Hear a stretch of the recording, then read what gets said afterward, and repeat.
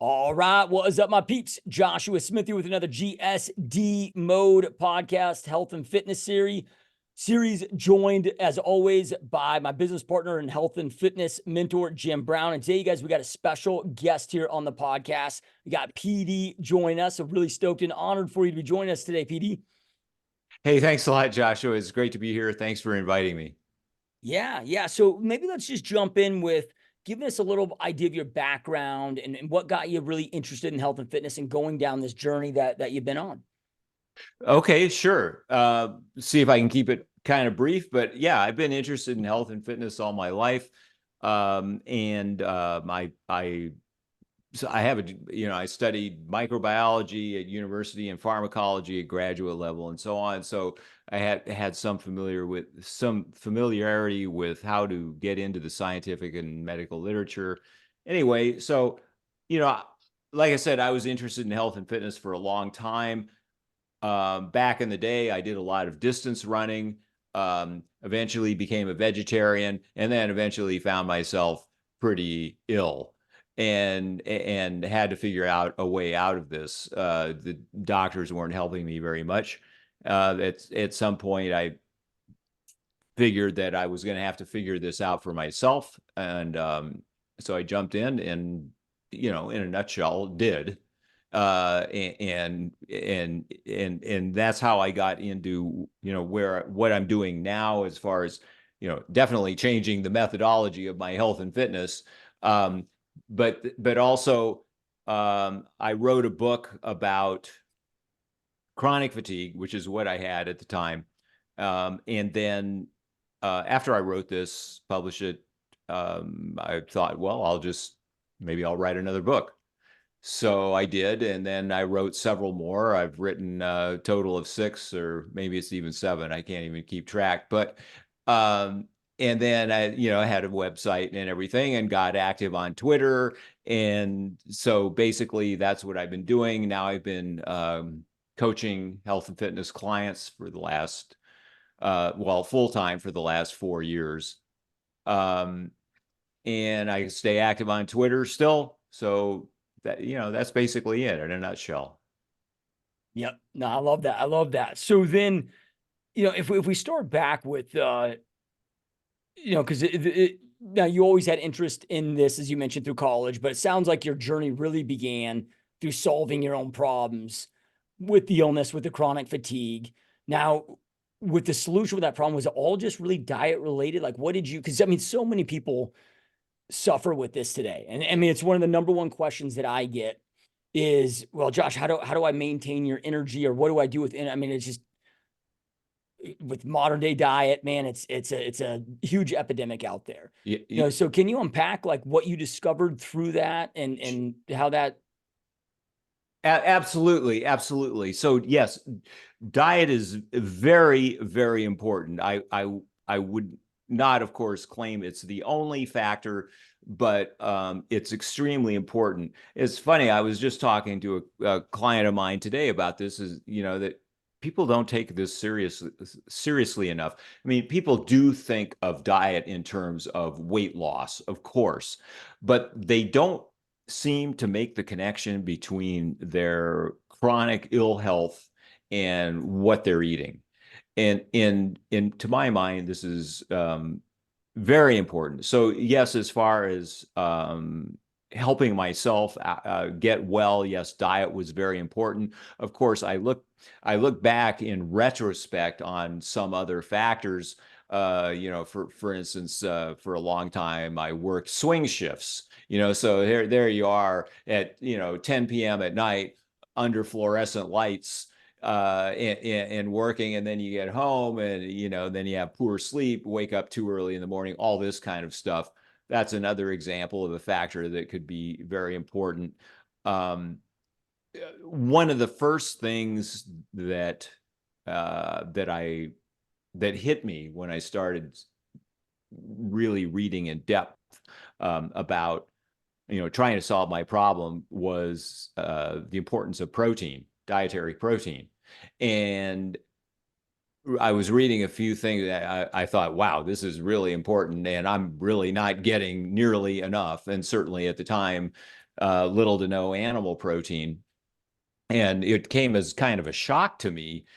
Really, it's weird thinking back on this because this is over 15 years ago, but it came as kind of a shock to me. People were suggesting, well, maybe being a vegetarian isn't such a good idea, because I had all along believed the conventional wisdom that, eating meat and saturated fat was going to clog my arteries, kill me, and all this kind of thing.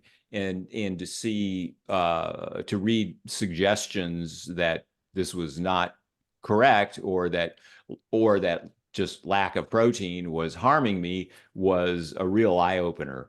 So that was one of the first things that hit me. And so I immediately changed what I was doing diet wise, um, and started getting better pretty quickly. Yeah. That's one of the things I noticed. I worked in a health food store for, I don't know, 6 years through college, and we would have people that came in every now and then with the health, just they were falling apart, even up to the point where teeth were falling out. These people, a couple of them looked like they were on the verge, almost like they went through chemo, or they were going through some, Right. treatment like that was just destroying their body. And we would try protein out, try a protein shake, try some B vitamins, and the protein almost instantaneously upon ingestion, it was almost like you give them crack. And it was just so astounding to see that, and very powerful. And it was really eye-opening for me, because even though I wasn't doing that, I was consuming a massive amount of protein at that time, but it was just amazing, because you would think, oh, you're vegetarian, you're healthy. And man, it was, there's one of those things, we all got pulled into that, thinking that was healthy. And Right. now, sitting where we're at now, knowing what we know that was completely the opposite. I mean, you could be a vegetarian, but it's very difficult. And with today's protein powders and supplements, you can probably pull it off and be okay, but again, it's very difficult to do. And 20-25 years ago, you didn't stand a chance. Oh, absolutely. One of the thoughts I had in retrospect after I got all through this was, a doctor I used to see, and when I had chronic fatigue, I saw a lot of them. And anyway, I finally found this guy who was reasonably helpful, um, and he was kind of this was up in the Bay Area when I used to live up there, and so he was kind of an alternative kind of guy, right? And I can remember going in, in the waiting room and seeing all these people around, the patients waiting, a lot of, chronic problems and everything. And in retrospect, I thought, geez, given who this doctor was, the alternative type of stuff, and given where it was, how many of those people were vegetarians or vegans in that office? I'll bet masses of them were. Mhm. And it's just, I'm in our circles, we know this now, right? I mean, we know the importance of protein and everything, but I think most of those people just don't, and still don't, and they just believe this is the healthiest way to go, and then they end up, unfortunately, paying a price for it. Yeah, and I think, one of the things that, just if you're looking at like some of the people that we interact with on Twitter, that are kind of, I would say, in our same position, where they're, either holding a significant amount of muscle, or, an above average amount of muscle, staying lean, healthy, all of things that we kind of strive for. If you start to look at it as a group, as a whole, I mean, we all have a lot of things in common, right? We're all eating high protein, typically from animal sources. Now we're tuned into circadian rhythms and sun, and how important sun exposure is, how important sleep is, whole foods. And if you start to look at that, lifting weights, resistance training, cardio, all those things, I think that, no matter what flavor or specific little take or nuance you have, the commonality is all just about the same. And somewhere, to me, that's always where the truth lies, right? And it's just more and more apparent if you find the right, I guess, if you stumble onto the right person and then bump into the right group, and start to kind of realize, and through observation of who's all doing it and what the commonalities are. Right, right. Absolutely. When you look at what those commonalities are, like you mentioned, well, so as you know, I like to use the phrase "sun, steak, and steel" as a kind of shorthand to describe what I'm all about. And what these things are all about, in my view, is how humans evolved to live, to eat, and to live, in the sun and outdoors, to the type of exercise, to build muscle. Of course, humans didn't have barbells 10,000 years ago, but still, that's the idea. They did do that kind of anaerobic exercise, I guess you could say.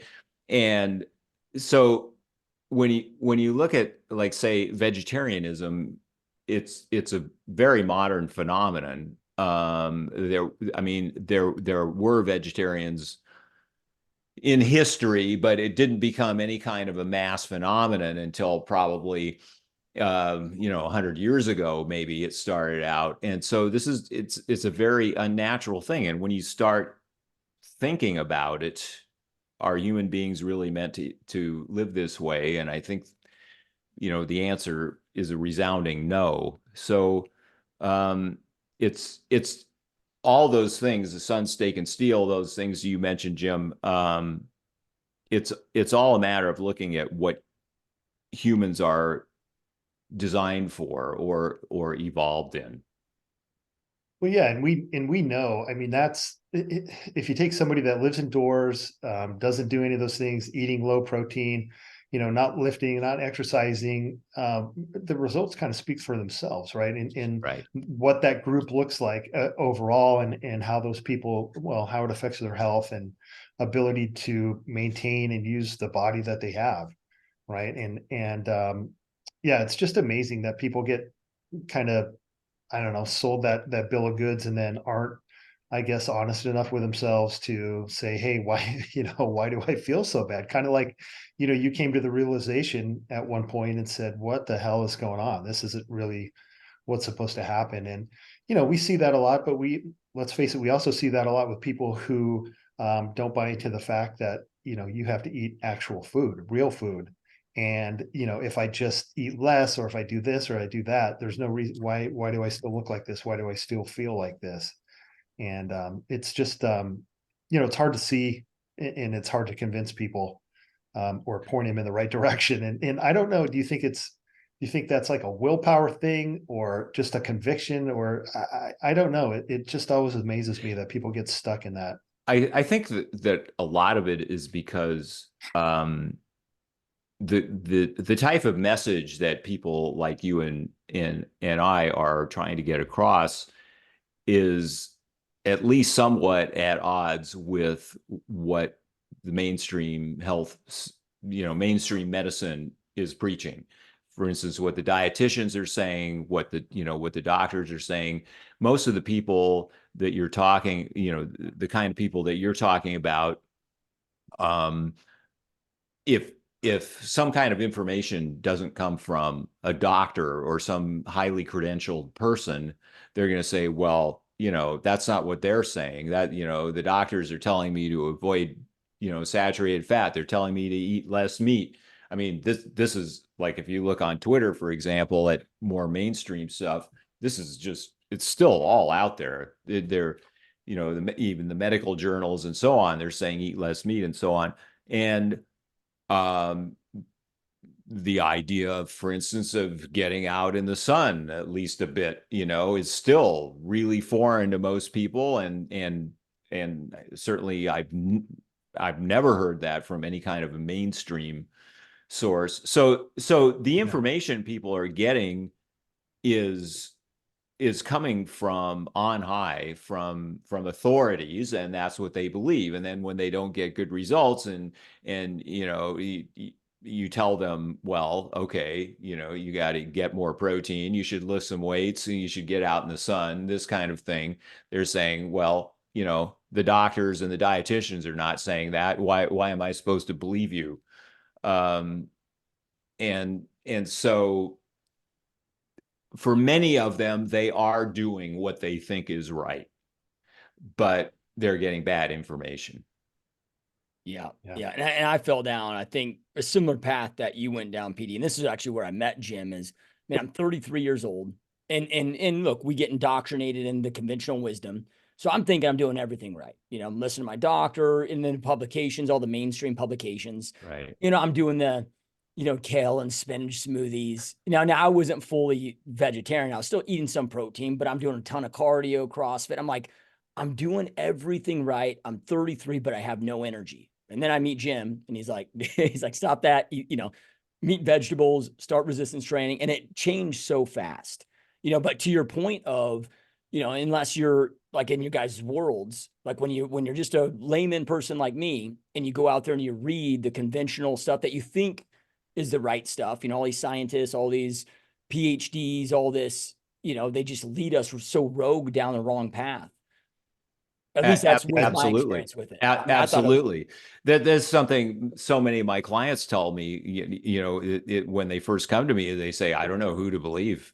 There's all kinds of bad information or there's all kinds of information out there and they don't know what's good information and what's bad information. And certainly, getting back to the authorities, talking about this stuff. I mean, the Harvard nutrition department is just famous, for the preaching, basically that's a group of vegetarians there, and people look at them as like the supreme authority in this kind of thing. It is easy. I mean, even I, early on, I wasted years of my bodybuilding career. I got diluted and taken down a different road because I didn't have a lot of practice-based knowledge, right? I was in it for, 9 years at that point.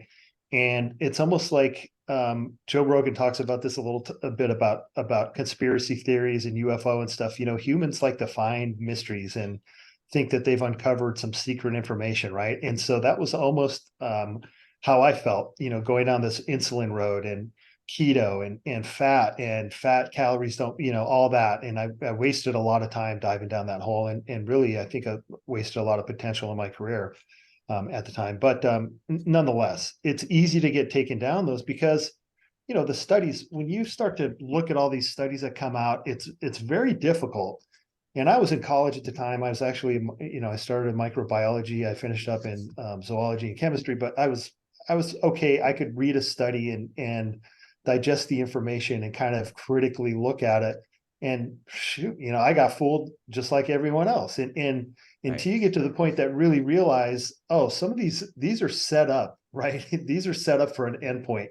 You don't see the ones that don't match an endpoint or don't meet an endpoint, or the sponsor of the paper, if it comes out to not really do what they wanted it to do, it never gets seen. Right. And so there's, you start dissecting all these things, and then you're like, okay, I can create a narrative with studies. I can create, kind of a way of thinking. And that's really what's happening and has happened for a very long time. And so, at one point, it was just at whatever frustration level and whatever disappointment, just to say, any scientific paper that comes out regarding any of this stuff, I don't care. I don't care about it all. I don't matter. And I think at some point in that time, I've had, that was when I started having enough practical application, practical based knowledge, that it didn't really matter what a study said. I had a way of, you create a knife out of a slab of steel, and I had figured that out. And then, all these papers didn't really mean anything. There was no hidden truth that I was just going to be revealed, Right. It's funny saying that about reading all these things. So, on occasion, somebody will accuse me of cherry picking, right? So you're cherry picking your evidence, presenting what you want and everything. Well, given the amount of the sheer number of scientific papers out there, studies and everything, I mean, isn't that what it is? Isn't everybody cherry picking in some way? You read, you're cherry picking of cherry picked, right? I mean, everything's right, already picked. Right. What you mentioned about the unpublished papers. This is a big thing. This has been a big thing. Like, for example, I know specifically about studies of antidepressants where they, a whole bunch of them these studies did not get published because they didn't show what the people, like you said, who were funding the study wanted. And Right. so it just doesn't get published. And that is, I mean, there have been some efforts at reform of this. For example, if somebody's running a clinical trial, they're supposed to register this, and so it just doesn't get swept under the rug, whatever the results are. But yeah, the whole unpublished papers thing, yeah, it's big and it's a problem. Well, there's not this big, the problem is I think people think that there's this big, like, I don't know, scientific community of people that just want the truth to be revealed and come out. And there's, the money just comes from the heavens to uncover the truths for humanity. And that's why these studies are created. They, those are the people that, well, this study, it's like, okay, man, I hate to be this guy, but let's critically think about this. Who, what was, Right. let's just pick it apart a little bit and apply some common sense and logic to it. Could it be repeatable? I mean, just simple stuff. And a lot of these crazy things, like all the diet ones, the saturated fat, I mean, they're so easy to just logically read through them and pick them apart and say, this really isn't applicable here, guys. I mean, this is a very nuanced whatever it is. And nobody can do that shit. When you post an article of a study or a write-up of a study on Twitter, I guarantee you, if you had 1,000 people read that highlight or whatever your post was, how many people do you think open the study and then spend the next 20 minutes going through it critically? If you Right. can even find it, right? Because half the links people post, it's not even, you can't even get to the published study. Right. Zero. No, nobody does. And so that's the problem. That's part of the big problem. Right. Right. Yeah, absolutely. These um, these studies, that people can present what they want. There is this, the problem of the funding of the studies, the unpublished studies, all these things, and yes, people craft a narrative of how this all works. And by people, I mean people in the mainstream, doctors and scientists and so on. There's a problem of um, you know basically not being able to publish results. So there's this unpublished papers problem, but there's also this problem where even if the funding is not problematic or anything like that, it's not drug company funding or anything, there's still a tremendous amount of, I guess you could call it, political correctness in Right. health and medicine and science, where some kind of result that somebody gets is just not acceptable, so it won't get published. Yeah, we're seeing that Yeah. heavily right now, where it just seems like there's this anti-meat movement, anti-animal, and just Right. I shot Jim one the other day. Looks like it was a Bill Gates funded study, but Yeah. peanut M&Ms are healthier than beef. Right. And you're like, okay, hopefully anybody can look at that and understand where that's coming from, and that's BS. But so if we were to transition into, when it comes to as we age, staying in the optimal shape, because I mean, so many people, like, we get to our golden years and our golden years aren't so golden because people lose their health. They spend all these years making money, and then they spend all their money trying to fix their health issues. And, what are some of the, key components, philosophies that you abide by with your coaching clients, with yourself, to ensure that, we're aging at the, whether you want to call it anti-aging, but being able to go out there and enjoy longevity of life. Right. Yeah, a great question. And this is one of those topics, like we were just discussing about, sort of, like the vegetarianism and adjacent beliefs, that people think they're doing the right thing and where they're not. And in this field, in talking about life extension, living healthy into an old age, this is another place where this occurs. So a number of things. One thing, um, obesity. Obesity is basically,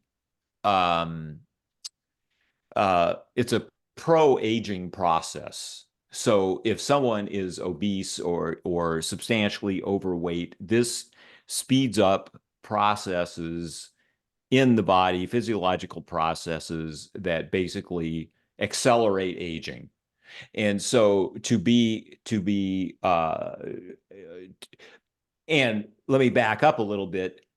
Aging is not it doesn't proceed in a linear fashion. Let's put it this way. It can speed up and slow down depending on what the person is doing, all kinds of factors, right? So obviously, to stay as youthful and healthy as possible, you want the aging process to be slow. So obesity does not, is the opposite. Obesity accelerates aging. Um, so it's important to keep a low level of body fat, relatively low level of body fat as you age. Most people, I think, and this is even true in mainstream medicine, mainstream healthcare. They think it's just kind of a matter of course that as people get older, they put on body fat. And that so then when you're older, yeah, okay, you got an extra 20 pounds or something. That's okay, right? It's just sort of normal and natural. Well, it isn't. There's nothing in biology that says that people should be putting on body fat as they get older. And certainly to keep oneself healthy and fit, you do not want to do that. There's no, I tell some of my clients this, there's no reason and other than if you had put on a lot of muscle, there's no reason that you shouldn't weigh about the same that you weighed at age 20 as you do at age 70 or whatever. Um, and people find that very hard to believe. So that's one thing. You want to stay relatively lean as you get old to be healthy and fit. Another thing. Sorry to Hey, interrupt, but can you define that though? Because some people are like, some people be like, oh, I'm just slightly overweight. But when you actually do their body fat test, it's like, well, they're like, what is that ideal healthy range? I know it can maybe be different for men or women, but what does that mean? Like low body fat? Right.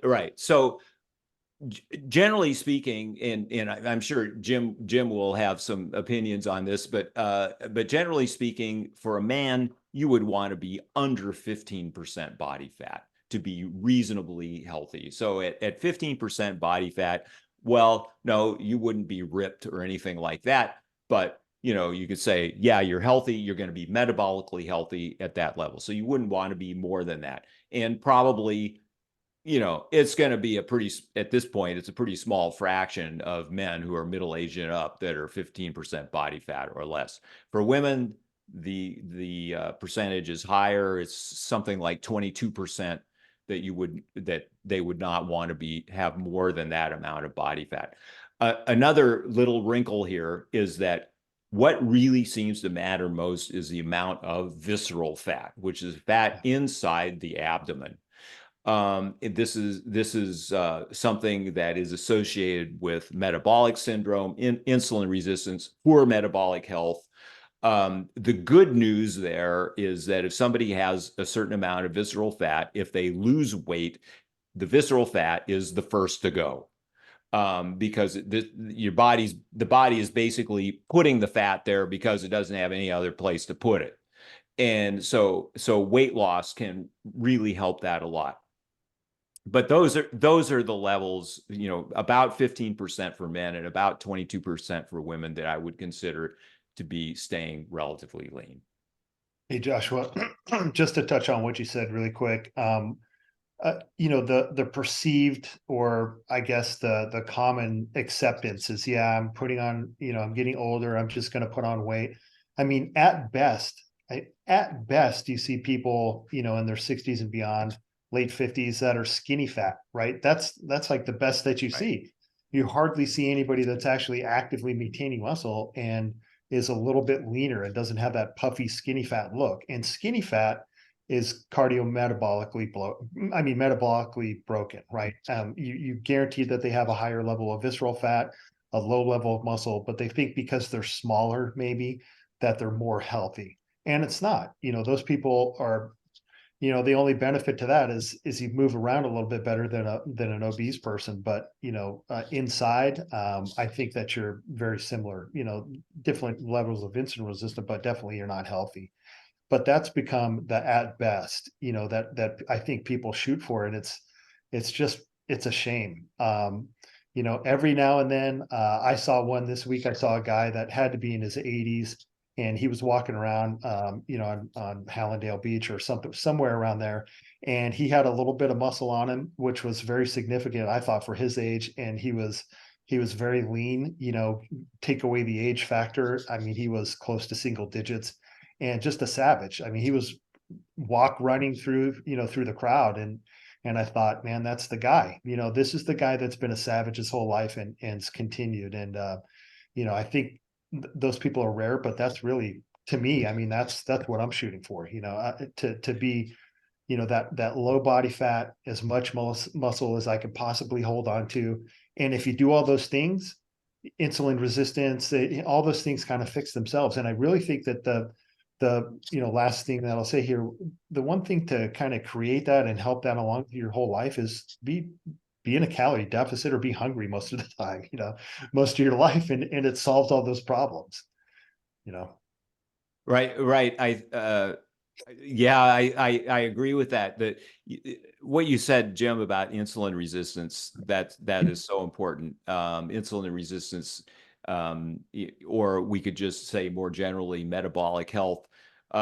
It is so important because it is connected to virtually every chronic disease you would care to name, whether it's heart disease, cancer, diabetes, of course, or things like osteoarthritis that affect older people a lot, gout, on and on and on. And so to be healthy in old age, you want to stay insulin sensitive. And like Jim says, basically you stay lean and you try to stay as muscular as possible. That's going to take care of the rest as far as being in good metabolic health and avoiding those chronic diseases. Yeah. And then, okay, talking about keeping body fat low. But then from there, most people were kind of told that, okay, as we age, okay, I don't know if it's just so much told or just conventional thought process, but it's like, okay, most that age, they stop, activity lowers, stop, maybe resistance training so, much. And then it seems like protein intake. And I've been told this too. I mean, obviously I've got, guys like you guys and Jim and, to tell me otherwise. But like when I hear people like, oh, Josh, you're getting older, you're in your 40s now, your body can't digest that same high amount of protein. You got to start cutting it. I mean, these are just like, I mean, I get told stuff like this all the time. So what are some of those myths? But when you talk about then also, because this is something Jim's always preaching. And he's like, or Josh, like you're 42 right now. You got to make sure, especially by the time you get in your 50s, you're going in with as much skeletal muscle as you possibly can, but what does that mean? And how do people do that? Well, so the most obvious thing, of course, is resistance training, AKA lifting weights, strength training, all that sort of thing. Unfortunately, this is just not emphasized as much, which, I mean, like people in our circles, we just take this for granted, of course, but outside our circles that, most people are just not aware of this. One of my clients just recently was telling me, this was a guy in Europe, and he said one of the things he was most grateful for as far as my coaching was to get him into lifting weights. And he said that when he started lifting weights, he said he felt so ridiculous. He said, like, why am I doing this? What, this is, I've never been athletic. Nobody in my family is athletic. Isn't this something, basically the idea that this is something a bunch of meatheads in the gym do, right? And this guy's not, he's, very, very much, well, very much not a meathead. Let's put it that way. And so this is how I think that a lot of people think about it, that it is something that the meatheads in the gym do. It's not something that everybody should be doing. and everybody should be doing it. So that's the first thing, resistance training.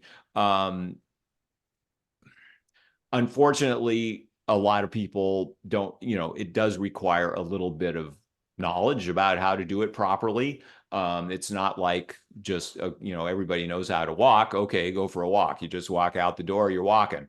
But resistance training is, slightly more complicated than that. So it would be helpful if people knew more about that.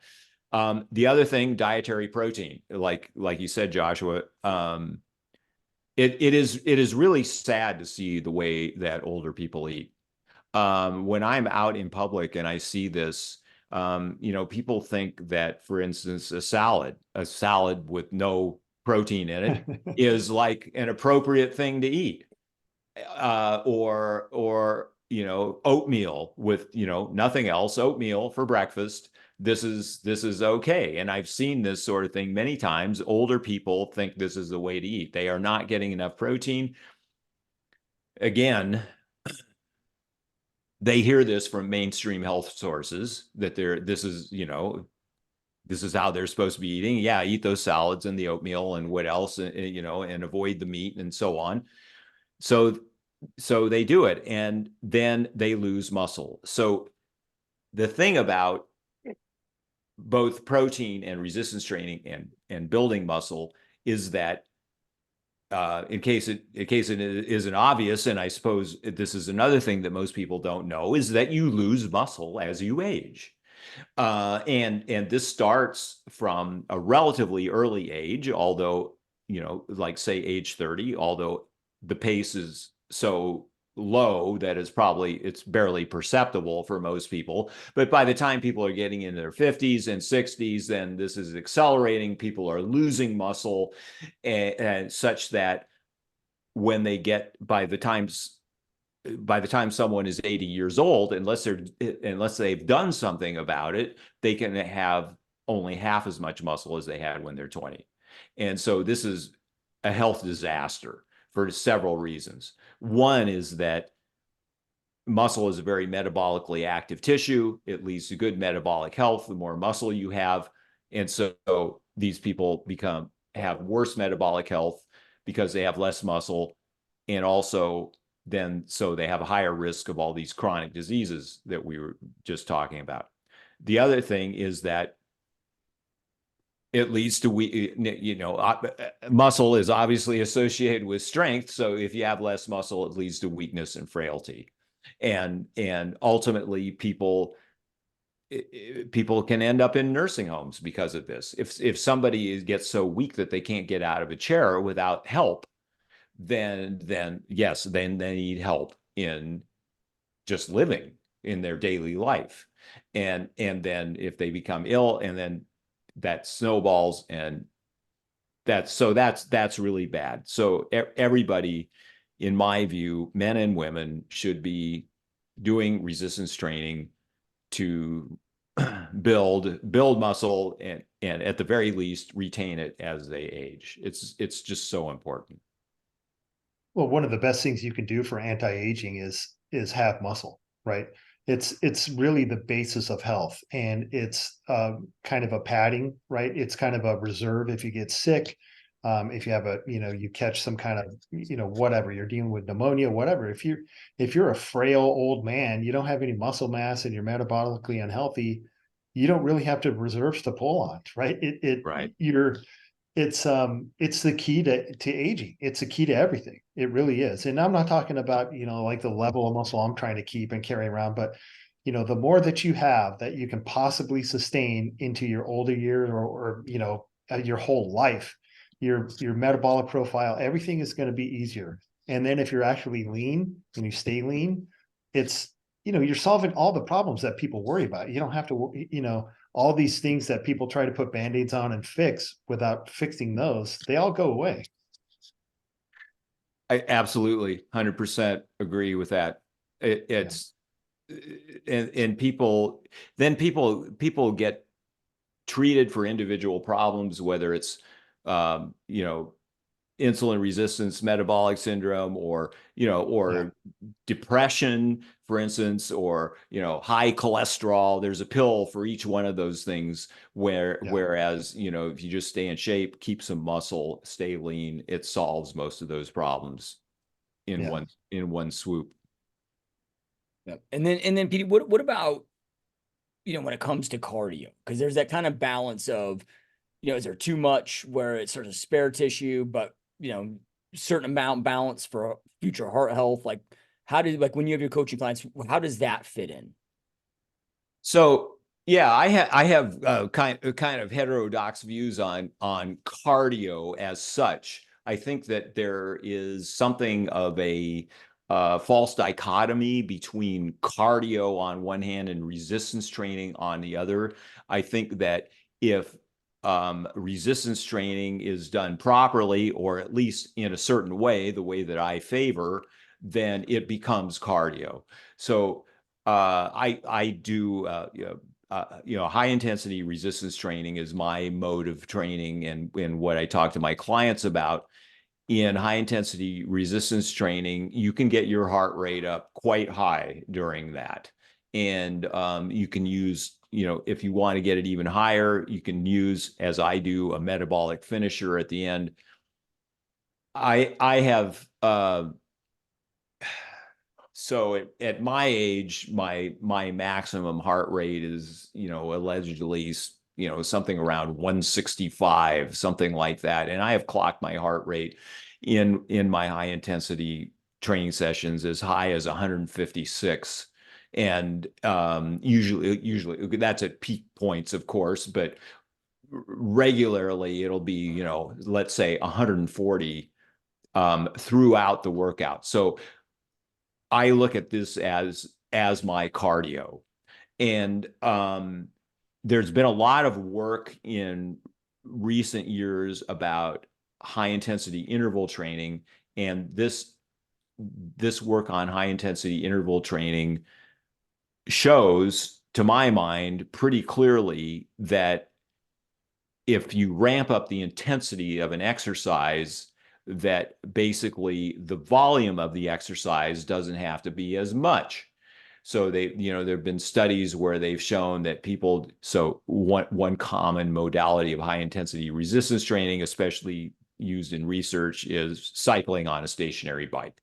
And so people doing literally minutes a week of this, if at high enough intensity, show the same increases in VO2 max and mitochondrial function and so on as people who are doing steady state cardio on a treadmill for 45 minutes a day. So this is what I take my cues from. I don't do exactly high intensity interval training, but my resistance training is very high intensity. There's one other angle that I'll mention, in that is, a lot of people think of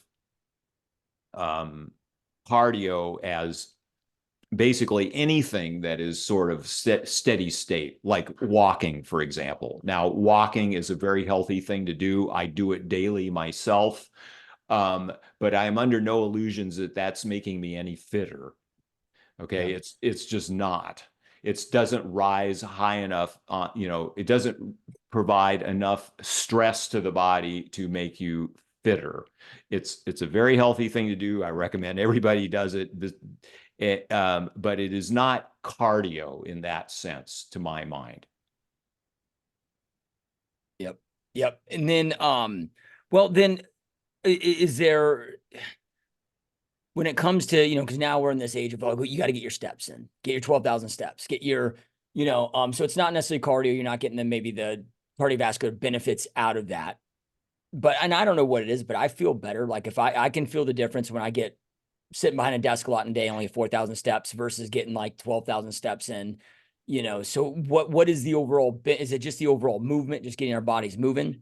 Yeah, let me clarify something, just so I'm real clear here and not misunderstood. So somebody like myself, say I do high intensity resistance training. I was talking about how high my heart rate gets up and so on, and so I go walking, and it's not making me fitter. Now, if I were to take somebody if I were to go into a nursing home and get somebody, a nursing home resident, and make this nursing home resident walk around the block a few times with me, that exercise is definitely going to make that person fitter. Yeah. Okay, so it depends on the the level of fitness somebody is starting with. So it is capable of making someone fit, but someone who is already fairly fit is going to require a higher level of exercise stress to make them more fit. Now, as far as what are the benefits of walking, like the 10,000 steps, that sort of thing, it improves insulin sensitivity. One of the things that I've become much more aware of recently in terms of overall health, and it sounds kind of very basic, but it's just basically blood circulation. You want to have blood circulating. You don't want to be sedentary. So this is one of the things about walking, is basically if you're walking, you're not sedentary. So it does have a lot of health benefits. Now, that being said, I think that sometimes walking is recommended a lot because people think, the people doing the recommending think that people don't want to do any more than that. Yeah. That this is like the least that they'll do, or the most that they'll do. So we're going to recommend everybody walk. There are more effective things you can do. And the other thing is, a lot of people think that walking 10,000 steps a day or whatever that is going to help them lose weight. And unfortunately, if they don't get their diets right, it's not going to be a big help. So there are a lot of details in there. I certainly don't discourage anybody from walking, and like I said, I do it myself, but I think we need to be realistic about what it can and cannot do. Yeah, Josh, I'll just chime in there a little bit on the walking. Almost everybody feels better when they get steps in, or, in your case, when you're walking outside too. So you're getting sun. I mean, there's a lot of things going on there that are positive. As far as the recovery, I've talked about this a little bit before, but, I'm a proponent of sitting on the bike and doing, for me, it's up to 30, 40 minutes of zone 2, but I'm not doing that per se to increase my VO2 max or to, be heart healthy. I'm literally doing it for recovery, because the more nutrients that I can perfuse, the more amino acids that I can keep perfused in my muscle tissues and throughout my whole body, I recover better, and I can process more meat and rice, literally, without getting fat. And so there's a lot of different ways to use these tools and piece them together and put them, use them how you want to kind of, achieve whatever goals you want. But I think, everybody feels better when they move. I feel better when I move, when I'm moving all day long, as opposed to sitting. And I agree with you wholeheartedly with especially if you're in somewhat kind of a fit or close to being unfat person, the little daily walks isn't really doing a lot. It's not creating a huge calorie deficit, but the movement is key. And especially as you get older, I think movement is life. Whenever you get surgery done, you get whatever happens, the quicker you get up and start to move, the faster you heal, the faster your body's going to get back together. And on the days that I'm sitting all day, and then I'm sitting on, my fat ass is sitting on the couch, and then I go to bed, my body doesn't feel good. I wake up stiffer, I wake up, my recovery slowed that week. We just weren't meant to be sedentary. We just weren't. Yeah. If you get somebody moving, even if it is, just like for my obese patients, or the guys that are going on semaglutide or whatever, one of the mandatory things we have is you have to walk after every time you eat. I don't care if it's 5 minutes. I'd like to see 10, but it doesn't matter. But just that movement, it changes so much, man. It's really the key. And if, again, we look at commonalities between groups of people, and most of the people I know, yourself included, that are 60 and beyond, that are in that kind of shape that I'm striving to be in, they're moving a lot. It's just one of the things that happens, whether it's surfing, whatever, they're moving a lot. And I think it's key for everyone. Absolutely. I agree with all that. Yeah. So let's transition into seed oils.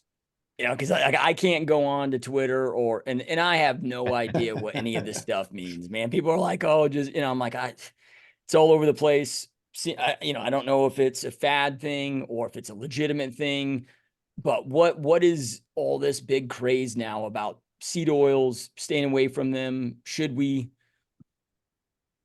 Well, yeah, I believe we should, yes. And so what's the deal with seed oils? Okay, AKA vegetable oils. They're more commonly known as vegetable oils, but in fact, they are all made out of seeds.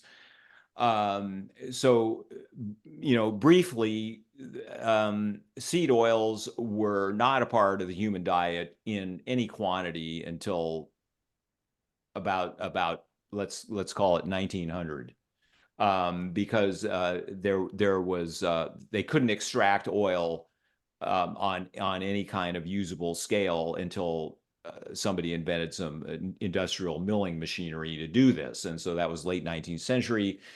So people have not consumed these things in any quantity throughout the history of humanity, but then they did start doing that around 1900 or so, and levels got quite high. This stuff became very popular, and heart attack rates rose. It's such that around 1900, hardly anybody was having a heart attack. By the middle of the 1960s, it was just an epidemic. You had middle-aged men dropping dead of heart attacks and so on. Now, I don't want to claim that seed oils were entirely responsible for this. Because, for instance, cigarette smoking exploded during this time, and other factors too, sugar consumption, for example. So there's a lot of things to be considered there. What is wrong with seed oils? Okay, basically, the chemical composition of the oils in seed oils, they are known as omega-6 polyunsaturated fatty acids. So polyunsaturated fatty acids are very susceptible to oxidation, unlike saturated fats like, say, lard or tallow, something like that. Polyunsaturated fats will oxidize, they will chemically change, and the products of this oxidation are not good for health. There are several of them, like HNE. 4-HNE is one of them. Malendialdehyde is another one. And these products can be created in the human body just by ingesting vegetable oils. It becomes worse when these seed oils are used for cooking, because you're heating them up, obviously, to very high temperatures. They're exposed to the air and the oxygen, and then they become oxidized, and then people are consuming all these. So yes, it's definitely my belief that people shouldn't consume them. There is some evidence. How definitive it is, I don't know if I could really say, but there's some evidence that they bear a good responsibility for the obesity epidemic based on what they do physiologically. For instance, they seem to function as they interact with the endocannabinoid pathway. So basically, it's like giving everybody the perpetual munchies because they're consuming seed oils. It's just making everybody hungrier all the time. There are other explanations for this too, as far as fat cells and so on. So I think that the key point here is that humans are just not evolved to consume these kind of things in any quantity, and we started consuming them, and it's part of the rise of obesity, the rise of chronic disease, and so on. I think if people want to consume any kind of fats, it should be animal fats like butter or cream, or possibly olive oil or coconut oil. Those are plant-based oils that are not seed oils. Or yeah, other animal-based fats, tallow and lard, like I mentioned. So that's what humans are meant to consume. So the thing is, seed oils are everywhere. So if you eat anything out of virtually anything in a restaurant, you can almost be sure that seed oils have touched that in some form or another. And especially if it's fast food. And then in processed food, this ultra processed food, the stuff that comes in the boxes and the bags, seed oils and all that stuff. So it does take a dedicated effort to avoid them, which effort I think is well worth doing. The effort really only consists of just eating real whole food you make at home most of the time. That's one of the things that I was raised when people, chime in about seed oils and how they're responsible for all this and that.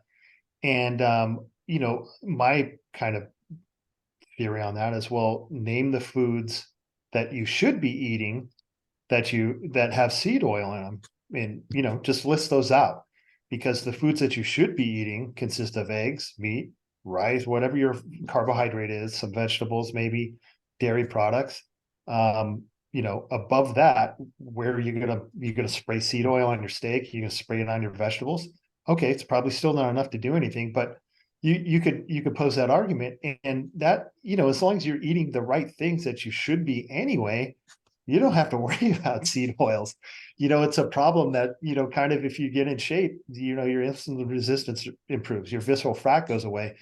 The other thing too, I think that if you're in a calorie deficit and you're leaner, you could chug seed oil and it's not going to have hardly any of the effect or any of the similar effects that it has somebody who is not in that state.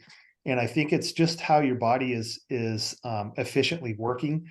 I don't think that it's a great product. I think that, there's a lot of problems with it. Like you said, half of it being, rotten by the time it gets in your mouth, rancid. And there's just a lot of challenges with those oils. But really, I think if you solve the overall things that you should be eating foods that have those in them anyway, 95% of your intake, 90% of your intake of food shouldn't have a seed oil in them. And then you don't really have to worry about eating out once a week, once every 2 weeks, and, Right. Have it in it. And then too, if you're in, leaner, have some muscle on, you're in decent metabolic shape, that having a tortilla on Friday night or something isn't going to wreck you, and you don't have to worry about touching the receipt paper as you walk out of the restaurant.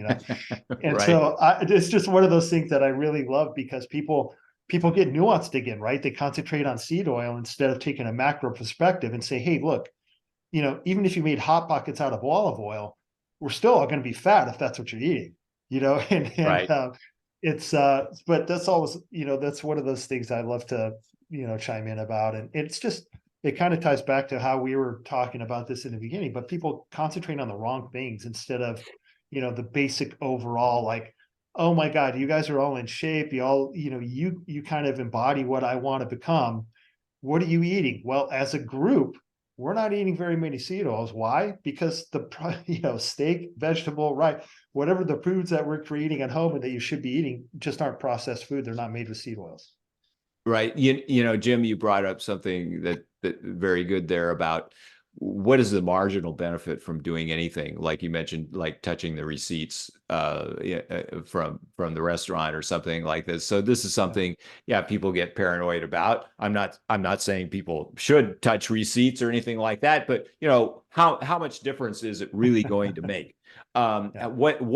This is what, like, when somebody asks me about a supplement or some particular practice or something, I think, okay, what is the marginal benefit here? Yeah, you might get some benefit, but it's just like you said, Jim, if you're lean and fit and have some muscle, then what else is going to move the needle there as far as giving you enough benefit that is going to make it worth your while to go out of the way to do something? And a lot of things that people talk about really don't pass that test. Yep. No, I just, Jim got me on this a long time ago, but just one ingredient foods, Right. and it just makes it so simple. And to your point, I've never really thought about it until, I guess, you just said it with, okay, if I eat for breakfast every morning, I have 6 eggs, and now I have to choke down those 6 eggs. I mean, I love the taste, but like I am so full. But I could go to Olive Garden and crush 3,000 calories of food and it's not necessarily be full. Right. It's a totally different, thing there. So, so just kind of transitioning topics, something that kind of had on some of the talking points before we started that I've never really thought about, never. So this is something I'm totally naive on, but reducing iron in blood and for like, what would be the benefit of that? And then the how-tos with that. Yeah. So, well, let's see, kind of a big topic, but let's see if I can distill it a little bit here. People build up iron in their bodies as they get older. So mostly this is in the form of a protein called ferritin, which sequesters iron. Now, the thing is, human beings have physiological mechanisms to control how much iron they absorb from food. However, there is no physiological mechanism to get rid of excess iron once you've got it. So what happens is typically, or at least in our world today, this iron builds up over time. In middle age, a man, so women obviously menstruate and lose blood every month.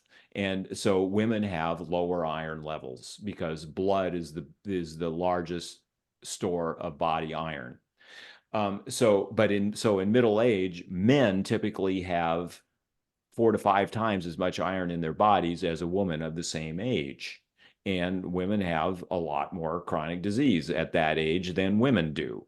I mean, premenopausal women have very low rates of chronic disease and mortality, whereas the same cannot really be said of men. So there's all kinds of evidence that iron can be involved in atherosclerosis, cancer, diabetes, all kinds of things, gout, and there have been, actual demonstrations of this, like for instance, bleeding patients, doing bloodletting on patients with gout massively lowers the number of gout attacks that they have. Same thing, it improves insulin sensitivity and so on. There's a lot of evidence that iron is involved in the aging process. So it's my belief that, and backed by evidence, of course, that we should keep our body iron stores in a low normal level for most of our lives. And the most effective, efficient way to do that is by donating blood. And yeah, so there are other ways to do that. Not everyone is eligible to donate blood. There are supplements or ways of eating that can do that, that can help control iron levels. Like, just to take an example, if you eat dairy products with meat, it blocks iron absorption, or drinking coffee or tea with a meal also blocks iron absorption. So people can do that. But yeah, that's it in a nutshell, that people should control their body iron stores to lessen the risk of chronic disease and to slow the aging process. This is one of those falls under bro science wins again categories, I think. And it's, bodybuilders donating blood and, for various reasons. But I think that's one of those practices. I wanted you to just touch on it, but I think any man, even if you're not on TRT, anybody over the age of, I don't know, 40, men just carry high irons or high levels of iron. And I remember we didn't ever recommend any vitamins that had iron in it for men, if you were over the age of 30, 35, just because, for that very reason. And I think, the donating of blood is recommended for everyone, every male for certain. Right. Yeah. Right. Yes. Yeah. And I think, a lot of people on TRT are aware of it, but I think that there's a real value for everyone to do that. And one of your book was certainly, one of the things that I see that's quoted every now and then, that people just, it was hot when it first came out and still they rediscover it. And then, it kind of gets fired up again and let people know, yeah, if you're a male, you should be donating blood on a regular basis. Right. Right. Absolutely. So then, because I'm on TRT and my hematocrit will run high like 52. So, I donate blood about every quarter to try to keep that under control. So when you talk about, donation of frequently, I mean, I'm guessing that, I mean, does that differ based on what our iron levels are? Like, what would be a good practice for men to just control that through donation of blood? Right, right. Well, of course, doctor, as I'm sure both of you guys know, doctors that specialize in TRT are very well aware of this issue. But well, as Jim said, most other people are not. So what's the practice here?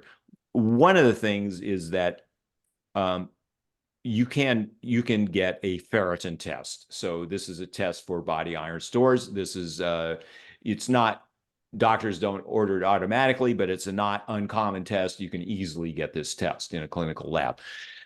And I think it's a very good idea for people to know this number, for men especially to know this number. I've come across a significant number of men that I tell them you ought to get tested, and they come back with a number like 400 or something like that, which I would consider way too high. They had no idea. And furthermore, when a number for many clinical labs, a number like 400 will actually be within their normal range. And so doctors don't care, patients don't know what to make of it, this kind of thing. If somebody had a ferritin of 400, they should definitely be donating blood. In my view, an optimal level of ferritin is less than 100 nanograms per milliliter.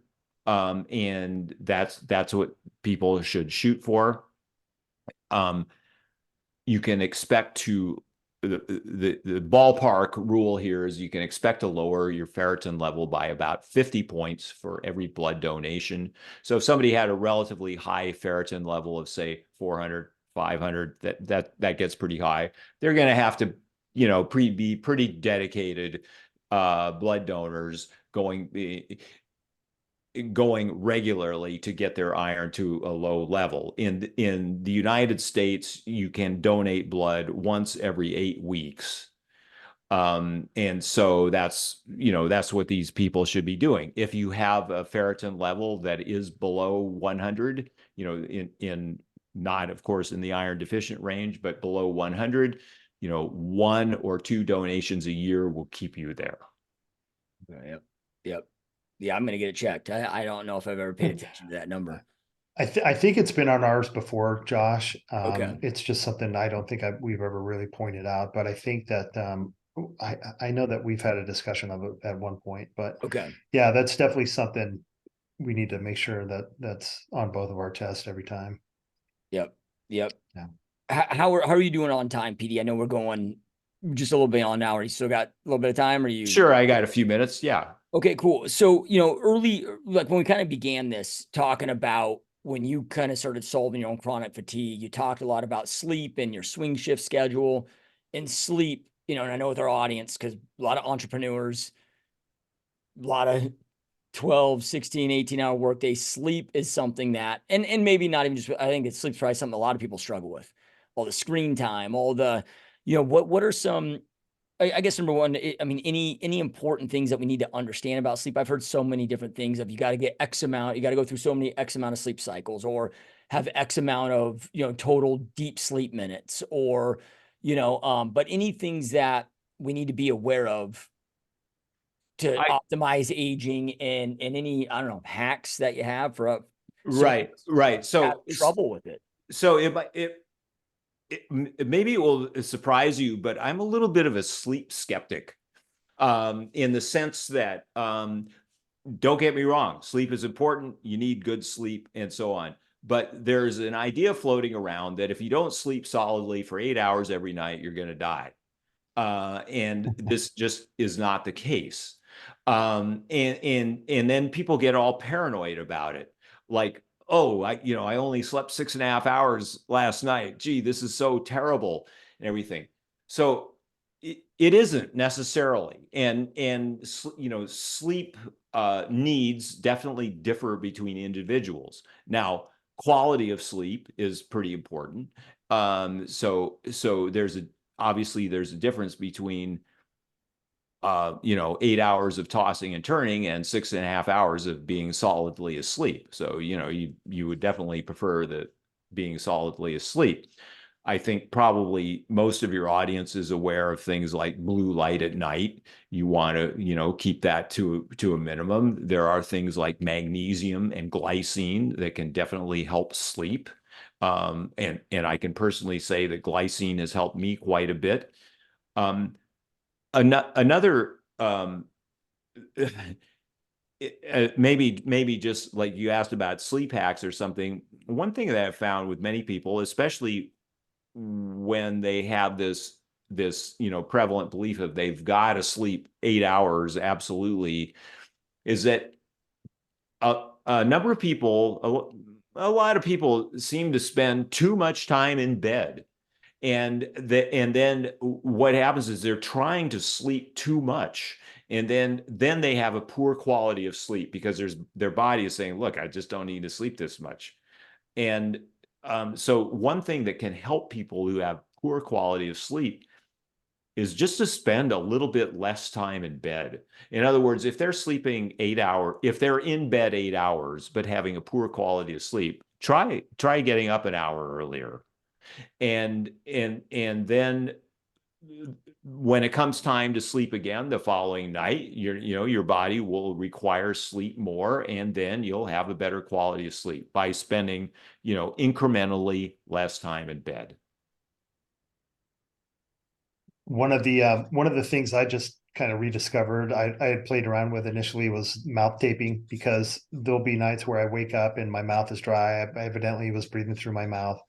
And I hate to be one of those guys, but man, it has made the sleep that I can get less sleep and feel just as good or better if my mouth is closed and I'm breathing through my nose the whole night. It's been pretty incredible. I mean, it's a continuation of experiment to be continued. I'm still evaluating it, but for the past, I don't know, whatever months, I've been getting up really early for me before the workday and working out. And I've been playing with how much sleep I have to get and how I feel. And the mouth taping makes a massive difference. It's incredible. I hate to be one of those guys with tape on my mouth when I go to bed, but man, it's working. It's made a huge difference. Interesting. I've never Yeah. tried that myself. I think I'll have to give that a try. Yeah.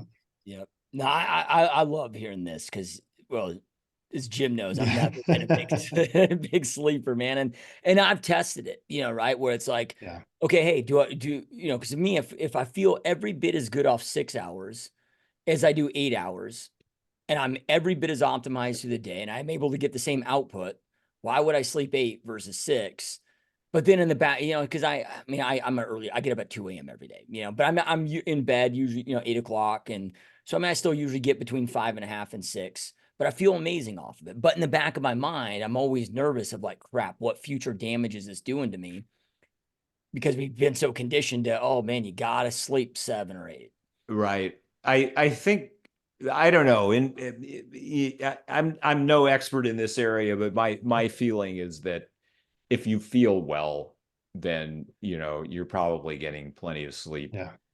Yeah, I tried the whole Donald Trump thing of just going off 4, but I haven't been able to pull it out. Yeah, that's So I'm like, hey, if crazy. I I get don't know 20 hours out of each day, man, that'd be amazing. But then I'm in zombie mode. I can't get away with that. Right. Right. Absolutely.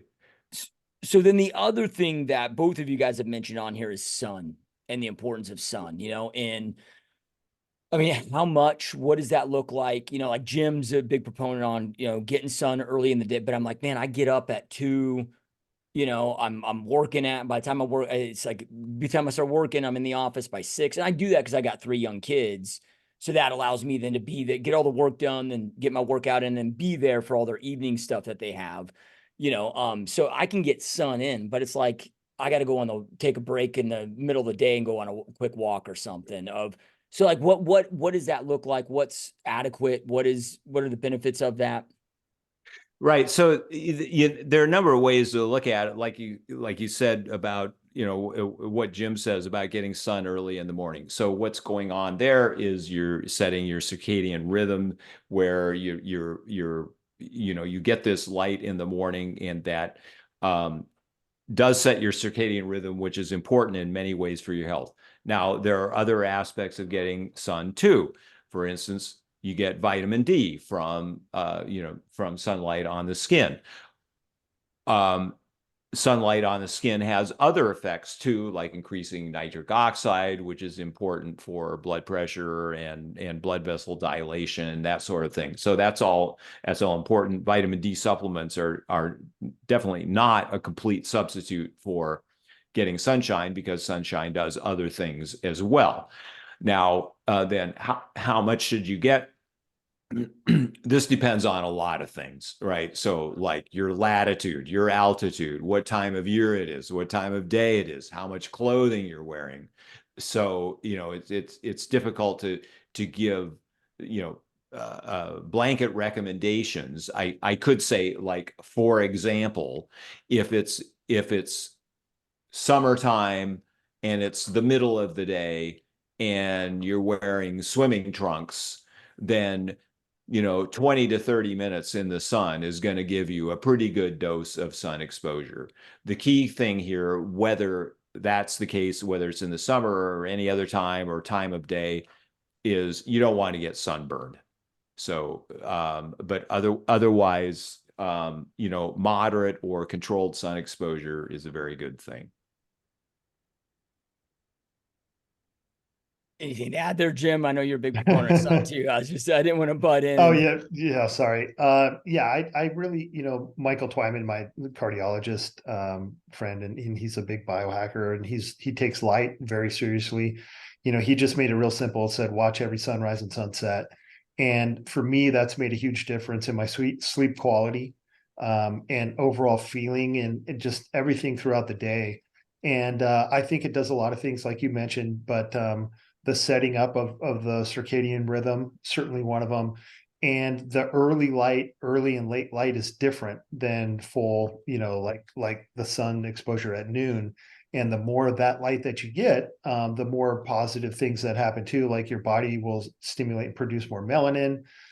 It kind of sets you up to be able to handle full exposure sun better. And so there's a lot of things that I like about it. So I do try to spend, 10 minutes in each of those lights, standing outside and actually visually looking that way and looking at it and facing that way. And it just makes me feel better, and I think there's some science there that really supports it. And yeah, I think that's, but on the spectrum of that, some of the guys on Twitter that go on the other end of that, certainly there's a point where yeah, you don't want to get sunburnt. That's definitely not good. And it does do a lot of things, but probably not going to cure cancer. And people take those things Right. way out of context. But yeah, I agree with everything you said, and I do like to just make a pointed effort of trying to see sunrise and sunset, and I think that helps. And maybe it's just subconsciously making me feel better, but it does. Right. Absolutely. It is, like you said, there are people out there, like on Twitter, who want to make it to be everything. And I mean, there are people that are ascribing the obesity epidemic to people getting blue light from computers. So, Right. I mean, I suppose stranger things have happened, but I don't think there's quite enough evidence to just lay it right on that. And, Yeah. So yeah, you got to put things in context. Yeah. Yeah. And I with my schedule and work schedule and just busyness of life, and maybe this is an excuse, maybe I could make it happen, but I just don't, right? Like, as far as but I have found, okay, if I can't get the actual sunlight because I'm up 4 hours before the, sun's rising, so, okay, just flicking on all the lights in the house as bright as possible. Then you can't see it right now, but above, like right here where I'm working, I've got a light where I can change. So like early in the day, I'll have it more bright blue. And then as the day goes lighter, I'll turn it into a soft, so like but it does something, Yeah. I definitely feel the difference of focus when I adjust light and have, so there's That's the red light panel. okay. Yep. Yep. Yeah. There's something to it, man. There's something to it. Yep. Yeah. Yep. Well, 100%. Well, this has been an amazing conversation, PD. And just for anybody that's watching and listening, if they want to continue following your work, go get one of your 6 or 7 books. All right. Get in touch with. Where's the best place to go do that at? Well, probably Twitter, or X, as they now call it. My handle is Mangan 150, MANGAN 150. That's my last name, and yeah, that's probably the best place to find me. And they can, if they interested in anything else, they can DM me or something like that. Perfect. Well, anybody that's watching, listen, we'll have that right below PD's contact information, along with obviously Jim's and your supplement company, all of that stuff. Truly appreciate you guys watching and listening. PD, Jim, truly appreciate your time. You guys taking time every busy day to be here. This has been awesome. Thanks a lot. It was great talking to both of you. Thanks for having me. Yep. Yeah, enjoyed the conversation, man. Thank you. Yep, 100%. All right, we will see you next time. Peace. Okay. All right.